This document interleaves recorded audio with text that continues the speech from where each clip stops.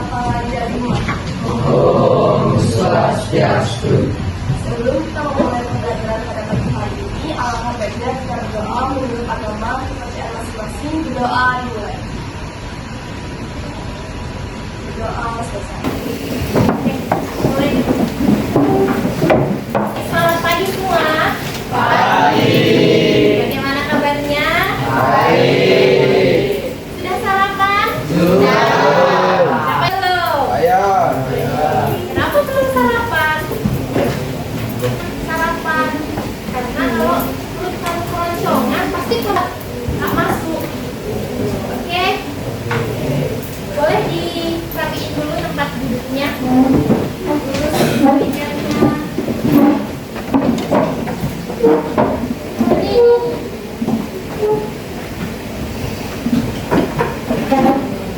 Sudah siap belajar? Sudah. Kita absen terlebih dahulu ya. Anita Laura Purba, Agus Putu Katalin Irgi Irtia Trina Kristina Pratiwi, Desa Putu Genesia, Ida Arisanti, Hadir, Bu. Amanda Yasdiana, Dita Sandani.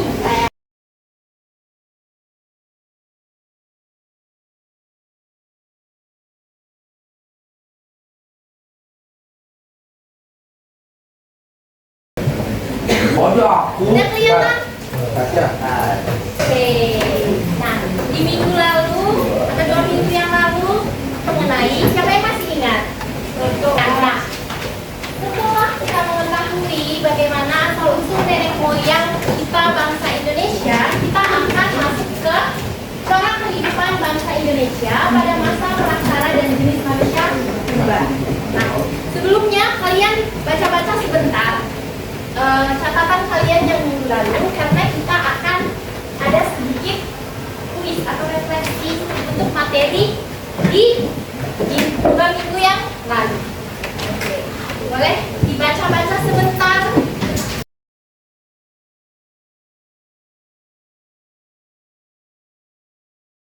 Jadi ini kalian menemukan kata di berbagai bentuk-bentuk kata ini dan kalian mendeskripsikan apa yang kalian temukan.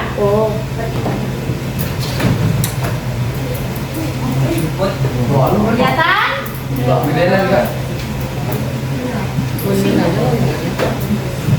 Tunjuk tangan. Oke, siapa namanya? Ayo, Herlina mendapatkan apa? Bisa.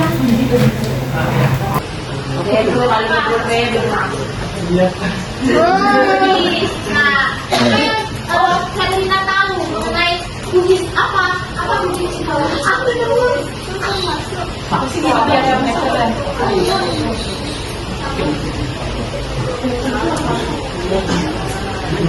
Tepuk tangan buat siapa? Herlina. Ayo, siapa lagi?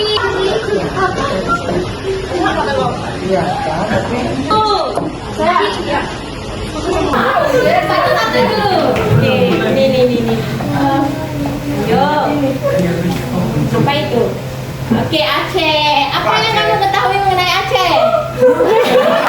Coba cek dulu catatannya. Oke, Kak. What is better?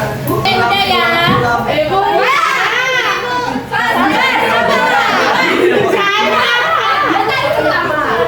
Sini. Oh, saya. Saya. Aceh.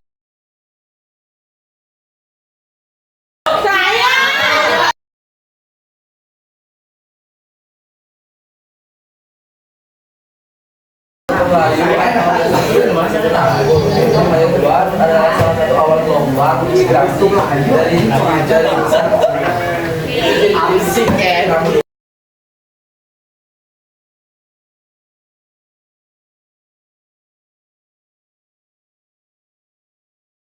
Oke, terima kasih ya. Materi berikutnya yaitu mengenai corak kehidupan bangsa Indonesia masa praksara dan jenis manusia purba. Jadi setelah refleksi tadi, apakah kalian sudah tambah mengingat bagaimana pembelajaran 2 minggu lalu atau udah sih lewat-lewat aja? Gimana? Udah mulai melekat lagi? Udah. Kalau nanti ada soal mengenai itu sudah siap? Udah. Harus siap ya. Nah, adapun tujuan pembelajaran dari materi baru ini, kalian dapat mengidentifikasi pembabakan pada masa prasejarah di Indonesia yang dibagi berdasarkan kehidupan sosial ekonomi, atau itu nanti kita lebih perdalam lagi mengenai berburu, bercocok tanam, dan masa pendakian. Dan yang kedua, diharapkan nantinya ngantuk. Jika ada yang ngantuk, boleh ke kamar mandi untuk membantu membuka jaringan mencuci mata ya. Oke, yang kedua, itu kalian dapat menjelaskan ciri-ciri utama baik itu dari pola hunian, sistem mata pencaharian pada setiap pola kehidupan yang akan kita bahas. Nah, yang ketiga, kalian mampu menganalisis perbedaan dari setiap jenis-jenis manusia purba yang akan kita bahas. Bisa dipahami? Kita lanjut. Nah, adapun pembabakan zaman prasejarah di Indonesia ada 4. Yang pertama itu masa berburu dan meramu tingkat sederhana atau nomaden. Siapa yang masih ingat apa nomaden? Berpindah-pindah apa ini? Pindah-pindah tempat tinggalnya. Pindah-pindah tempat tinggalnya. Yang kedua itu masa berburu dan meramu tingkat lanjut. Semi nomaden. Apa bedanya nomaden sama semi nomaden? Nomor absen berapa? Absen baru kan? Absen baru kan? Ya. Apa? Kalau nomaden itu ya seperti pindah tempat. Saya nomaden di bawah ini, saya nomaden itu udah habis ya tuh. Ada kedua yang lain. Kalau semi nomaden itu ya sudah mulai kayak bercocok tanam ini. Karena itu kehidupannya dia udah mulai meramu kayak berburu hewan. Ya boleh. Ada yang bisa menambahi lagi? Masih ada sedikit lagi. Yo, Pak. Tidak ingat lagi?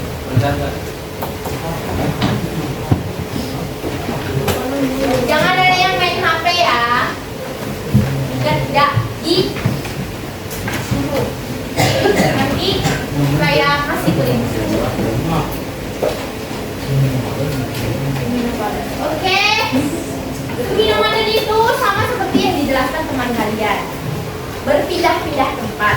Namun semi nomaden ini mereka itu memang udah di satu tempat, tapi jika makanan di tempat mereka itu habis, mereka pindah lagi. Nah, itu yang dinamakan semi nomaden. Mereka udah menetap, namun kalau makanannya sudah habis, mereka pindah lagi seperti itu. Kalau nomaden memang benar-benar pindah-pindah terus, tidak ada dibuat seperti desa mereka. Bisa dipahami? Berarti dia nyari makanannya baru kembali lagi Pak. Iya, kalau di nomaden ini pindah-pindah terus, ya nggak ada tempat tetapnya gitu. Kalau di semi nomaden mereka udah mulai di kayak bergerup gitu. Nanti akan kita bahas lagi slide selanjutnya. Oke. Nah, yang ketiga itu masa bercocok tanam menetap. Ya, menetap. Mereka nggak pindah-pindah lagi karena mereka sudah bercocok tanam. Oke. Yang berikutnya masa pendakian. Di sini udah mulai mana? Kenapa? Ada suara awang tadi. Logam. Mengenal logam terus. Ya, mereka udah bisa berkarya. Kita lanjut agar kalian lebih paham. Nah, yang pertama itu masa berburu dan meramu tingkat sederhana atau nomaden. Nah, bagaimana kehidupan sosial Bagaimana budayanya? Bagaimana ekonominya? Mari kita simak bersama-sama. Nah, adapun masa berburu tingkat sederhana ini memiliki kehidupan sosial yang sama seperti tadi yang sudah saya jelaskan, nomaden. Nah, mereka ini udah mulai hidup itu berkelompok 5 sampai 10 orang. Jadi nggak sebanyak kita.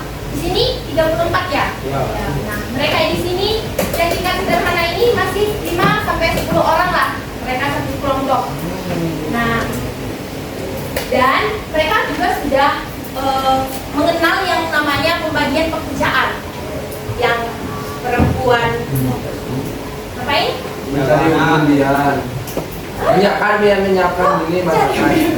Perempuan mengelola hasil dari buruan si laki-laki. Nah, kalian bisa perhatikan di zaman sekarang masih banyak seperti itu kan, di mana ibu rumah tangga atau IRT dan di rumah dan ayah atau bapak kalian kerja. Namun sudah juga karena kita udah modern ya, sudah juga banyak perempuan yang independen atau berkarir seperti itu. Nah, ini udah ada pola kehidupannya dari zaman dulu. Kita masih mengadopsi. Bisa dipahami? Dan untuk budayanya, karena masih masa yang pertama, tentunya alat-alat yang mereka gunakan untuk melangsungkan kehidupan mereka itu masih sederhana. Itu terbuat dari batu. Contohnya itu ada tapak genggam, perimbas, dan tulang yang belum terlalu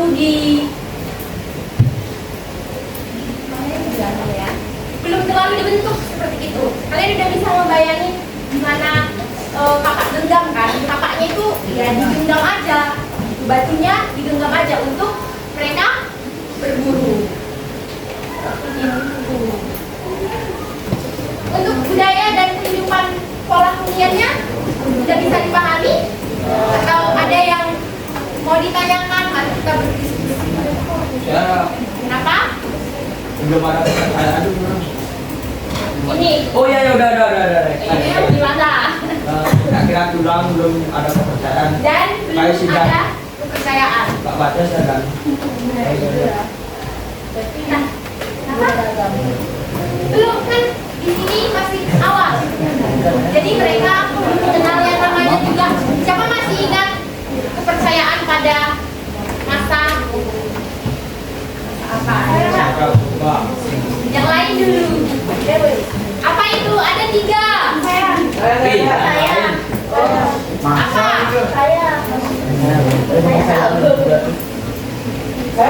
Apa? Saya tahu. 1,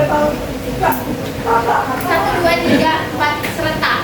Oke, 1, 2, 3. Ayo, apa nih? Bilang ya. Apa yang pertama?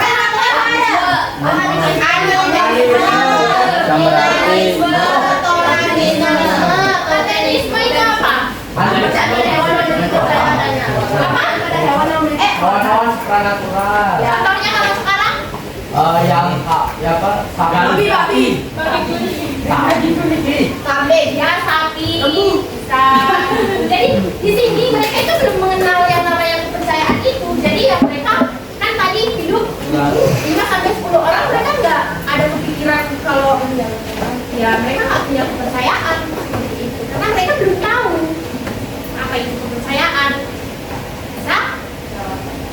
Oke. Nah, untuk di bidang ekonominya, corak dari kehidupan masa berburu ini food gathering. Apa yang dimaksud dengan food gathering?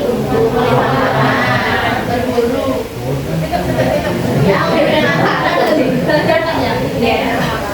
Apa mengumpulkan anak-anak.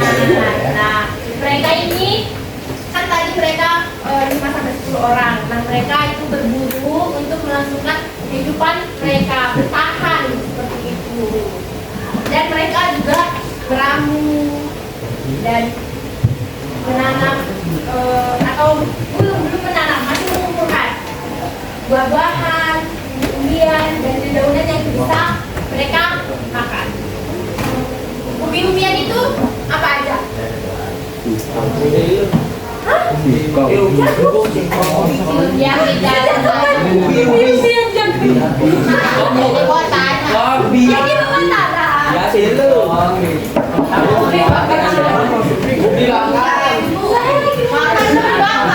Singkong bu, singkong enak Jagung di tanah. Kalian nggak ada pikiran kok mereka tahu itu singkong, kok mereka tahu itu dedaunan? Udah pernah nonton. Mereka nggak tahu namanya kenapa?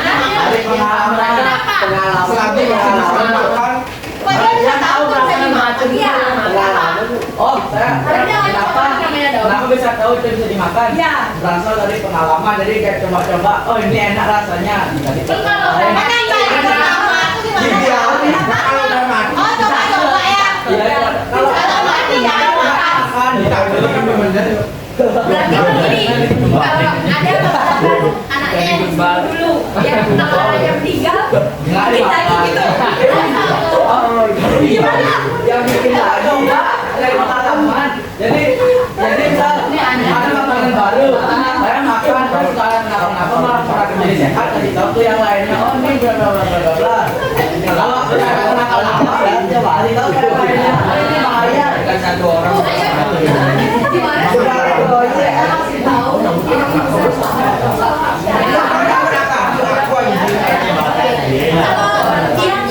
Ini kita berpikir secara logika ya. Nah, mereka kan kalau lagi fokusnya lagi. Nah, kenapa mereka bisa tahu itu baik? Namanya Atika. Nah, mereka itu mencoba-coba untuk tahu kalau itu berbahaya, itu tidak bisa dimakan. Nah, banyak juga korban-korban dari coba-coba dari makanan tikus. Nah, jadi kalian semua jangan buang-buang makanan karena banyak nyawa yang bertaruh untuk mengetahui makanan itu bisa dimakan atau tidak. Oke, bisa dimengerti? Kalian belum berpikir kenapa namanya umbi-umbian tadi itu ada kentang, singkong, kenapa air namanya air gitu? Kalian tahu pikiran? Ya mau.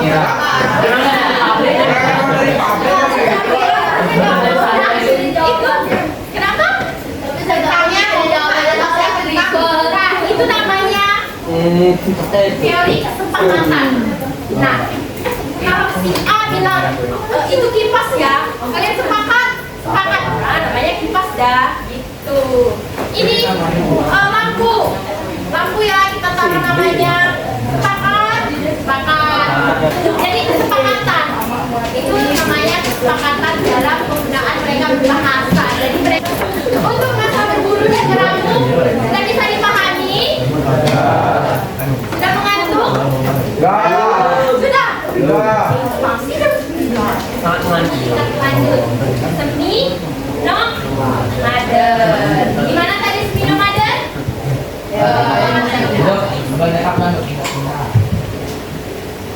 Nah, di pola huniannya itu semi nomaden.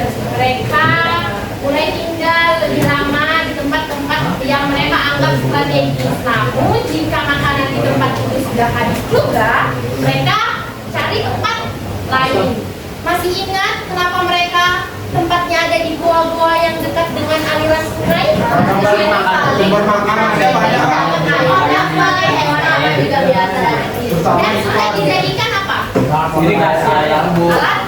transportasi. Sama seperti sungai apa tadi? Beko.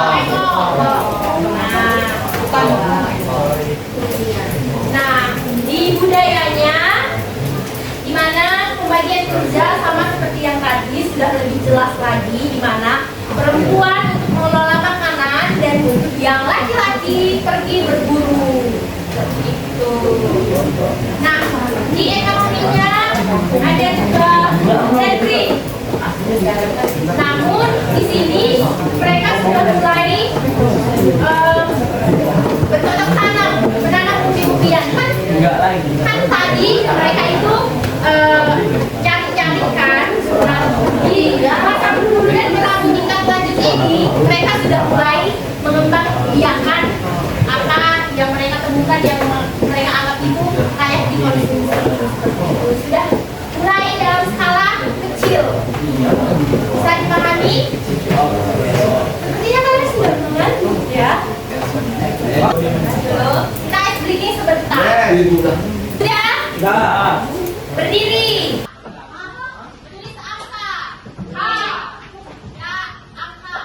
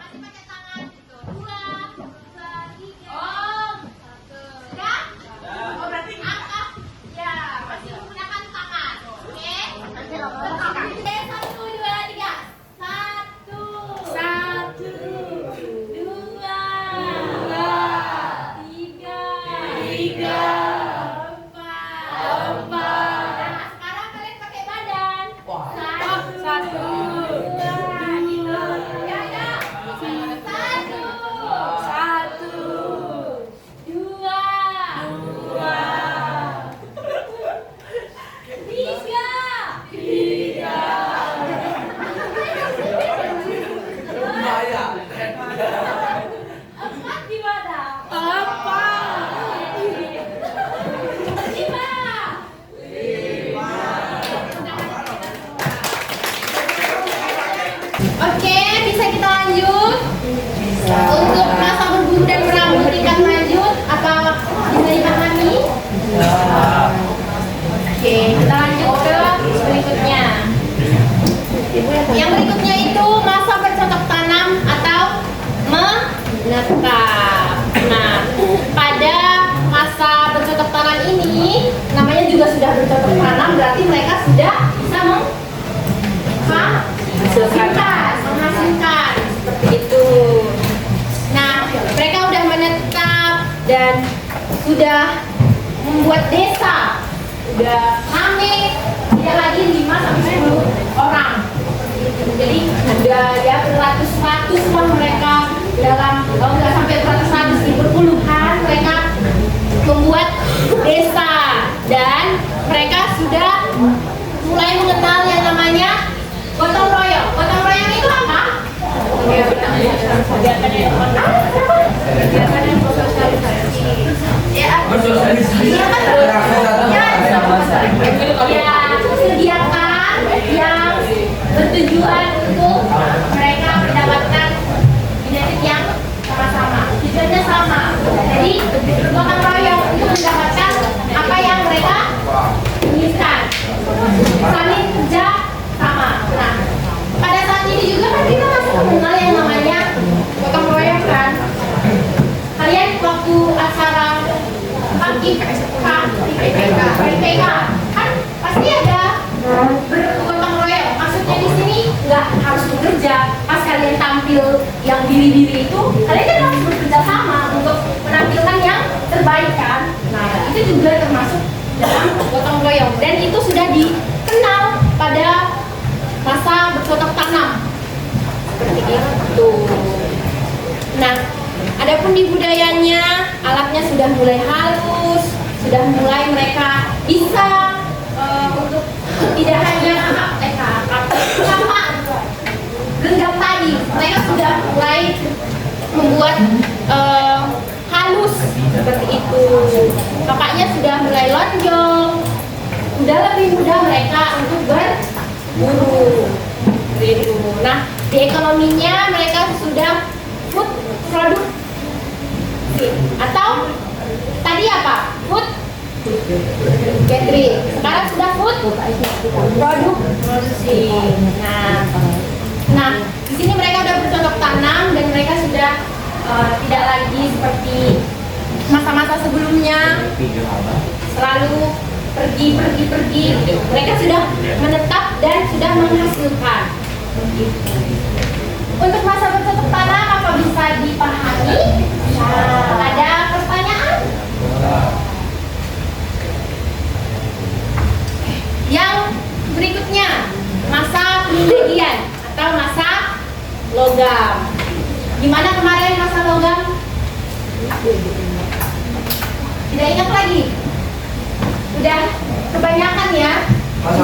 ininya. Nah, Masa logam itu udah ini ya Bu, apa namanya, berkelompok yang besar atau yang lebih banyak. Jadi di sana udah kayak pemilihan kayak sebuah suku ya kayak gitu. dan Pemimpin kelompok lah sih. udah kenal ya kepala desa, si A udah jadi ketua, si B udah jadi sekretaris. Di kelas ini juga ada kan, ada ketua, wakil ketua, sekretaris, bendahara. Kenapa harus diadakan itu? Agar kan agar dia dari kelas itu terstruktur gitu loh Pak. Nah, udah itu dah. Nah, agar ada yang memimpin kalian, seperti itu. Ada yang ngarahin, agar tidak seperti diri-diri yang kehilangan arah ya. Oke, dan ada budayanya itu mereka udah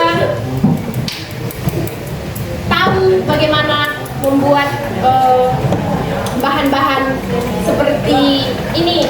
Mereka menggunakan cetakan batu, cetakan lilin, seperti itu untuk mempermudah mereka melakukan atau melangsungkan kehidupan mereka seperti itu. Nah, untuk di ekonominya mereka udah ada yang bertani, beternak, dan berkerajinan. Bisa dipahami?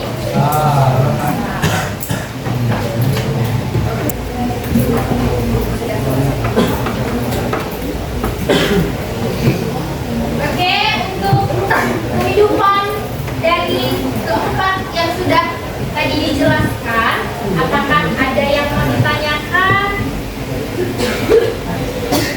Sudah jelas?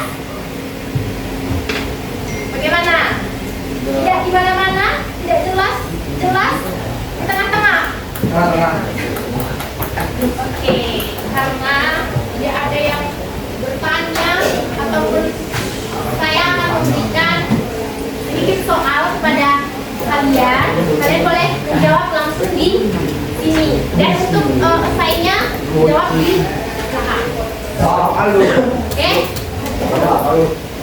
Cuman 20. apa? Dikit. Oke? Hah? Dikit. Mudah kok. Kalian bisa buka catatan kalian. Dan saya rasa ini semua sudah ada tadi. Dan tidak ada kesulitan sih sebenarnya. Oke?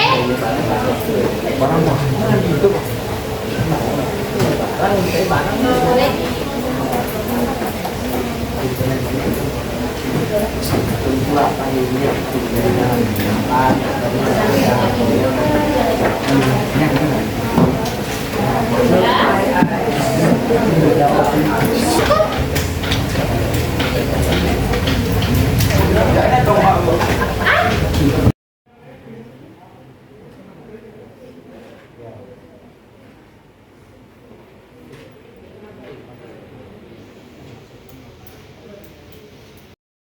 Berapa?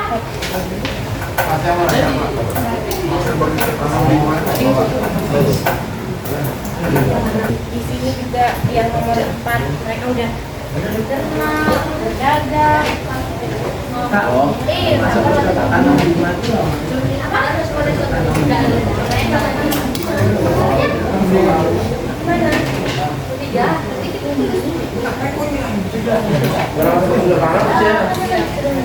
Oh, kayaknya salah ini.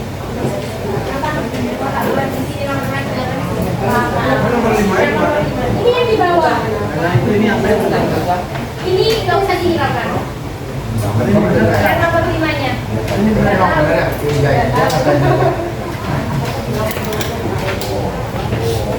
Sudah selesai?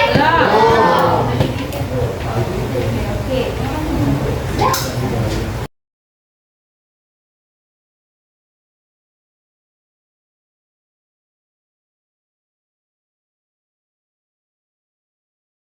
Baik, itu dia tadi pembelajaran kita hari ini, apa yang saya jelaskan. Dan sebagai penutupnya, siapa di antara kalian yang bisa menyimpulkan pembelajaran kita hari ini. Boleh lihat catatan? Yo. Jadi siap izin menjawab untuk kesimpulan pada materi hari ini, yaitu tentang cara kehidupan bangsa Indonesia pada masa praksara dan jenis manusia purba. Itu dimulai dari pembabakan zaman prasejarah di Indonesia yang terbagi menjadi 4. Yang pertama, masa berburu dan meramu tingkat sederhana nomaden. Yang kedua, masa berburu dan meramu tingkat lanjut semi nomaden. Yang ketiga, masa bercocok tanam menetap. Dan yang terakhir, masa perdagian atau logam. Kelompok 5 sampai 10 orang laki-laki berburu. Perempuan mengelola makanan dan menjaga anak. Pada budaya, alat masih kasar dan sederhana. Alat terbuat dari batu, kapal genggam, perimbas dan dari tulang, dan belum ada kepercayaan. Selanjutnya pada bagian ekonomi, corak food gathering mengumpulkan makanan. Mereka bertahan hidup dengan berburu hewan liar dan meramu atau mengumpulkan hasil alam seperti buah-buahan, umbi-umbian, dan dedaunan. Yang kedua, masa berburu dan meramu tingkat lanjut semi nomaden pada kehidupan sosial kolonial. Yang ketiga, masa bercocok tanam atau menetap di kehidupan sosial kolonial. Sedangkan menetap mulai berkelompok untuk membuat desa kecil dan sudah mulai mengenal yang namanya gotong royong. Selanjutnya sudah mulai memiliki kepercayaan pada roh. Selanjutnya pada bidang ekonomi, corak food producing menghasilkan makanan. Mata pencaharian utama adalah sekian penjelasan dari saya. Terima kasih. Baik, itu dia kesimpulan dari pembelajaran kita hari ini. Dan jangan lupa kalian untuk belajar untuk kita di minggu depan karena akan ada masih kita ada satu materi lagi yaitu mengenai jalur rempah. Jadi dimohonkan dengan sangat kalian ya lihat-lihat di internet atau di bukunya, baca biar kita bisa berdiskusi. Siapa tahu ada yang mau kalian tanyakan seperti itu. Oke? Bisa dipahami? Dan ya. Dan terima kasih untuk partisipasi dari adik-adik semua. Mohon maaf jika saya ada kesalahan kata atau ngajarnya cepetan atau ribet, karena jujur kita sama-sama belajar di sini. Terima kasih ya.